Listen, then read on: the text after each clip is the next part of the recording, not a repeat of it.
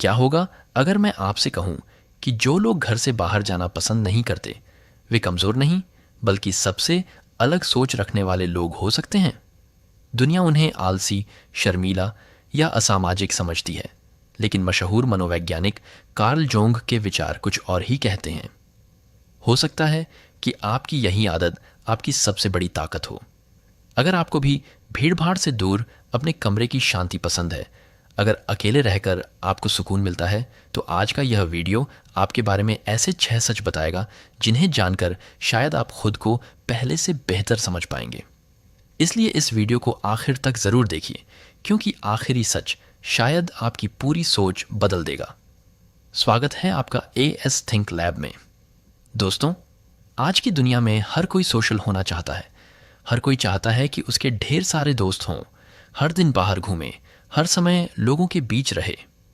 लेकिन कुछ लोग ऐसे भी होते हैं जिन्हें घर की शांति, अकेले बैठकर सोचने का समय और खुद के साथ रहना ज़्यादा पसंद होता है। समाज अक्सर ऐसे लोगों को गलत समझ लेता है, लेकिन मनोविज्ञान कहता है कि ऐसे लोगों के अंदर कुछ बेहद खास गुण होते हैं। आज हम उन्हीं 6 सच्चाइयों के बारे में बात करेंगे। पहली सच्चाई यह है कि अगर आपको घर में रहना पसंद है, तो इसका मतलब यह नहीं कि आप अकेले हैं, बल्कि इसका मतलब यह हो सकता है कि आप खुद के साथ खुश रहना जानते हैं। बहुत से लोग अकेले होते ही बेचैन हो जाते हैं, लेकिन कुछ लोग अकेले रहकर अपनी सबसे अच्छी सोच विकसित करते हैं। उन्हें अपनी कंपनी पसंद होती है, वे खुद से बातें करते हैं, नए आइडिया सोचते हैं और बिना किसी शोर के अपने मन को समझने की कोशिश करते हैं। यही आदत उन्हें मानसिक रूप से मजबूत बनाती है। दूसरी सच्चाई यह है कि ऐसे लोग बहुत अच्छे ऑब्जर्वर होते हैं। जो लोग कम बोलते हैं वे अक्सर ज़्यादा देखते और समझते हैं। वे लोगों के शब्दों से ज़्यादा उनके व्यवहार पर ध्यान देते हैं। उन्हें छोटी छोटी बातें भी याद रहती हैं।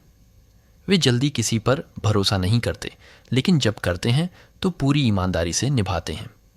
यही कारण है कि ऐसे लोग अक्सर सही लोगों को पहचानने में सफल होते हैं। तीसरी सच्चाई यह है कि जो लोग अकेले रहना पसंद करते हैं वे गहराई से सोचने वाले इंसान होते हैं।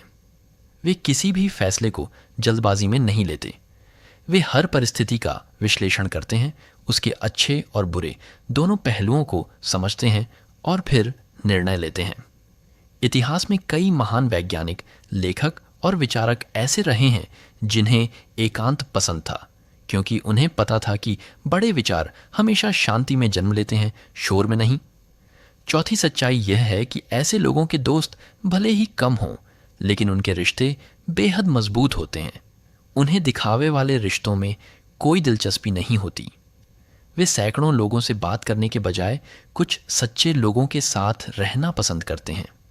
उनके लिए भरोसा, सम्मान और ईमानदारी किसी भी रिश्ते की सबसे बड़ी नींव होती है। इसलिए जब वे किसी को अपना मान लेते हैं तो पूरी दिल से उसका साथ निभाते हैं। पांचवी सच्चाई यह है कि ऐसे लोग अपनी भावनाओं को बेहतर तरीके से समझते हैं। अकेले समय बिताने से उन्हें खुद को जानने का मौका मिलता है। वे हर छोटी बात पर गुस्सा नहीं करते और न ही हर बात पर तुरंत प्रतिक्रिया देते हैं। वे पहले सोचते हैं फिर फैसला लेते हैं। यही आदत उन्हें भावनात्मक रूप से दूसरों से ज़्यादा मजबूत बनाती है और मुश्किल परिस्थितियों में भी शांत रहने की ताकत देती है।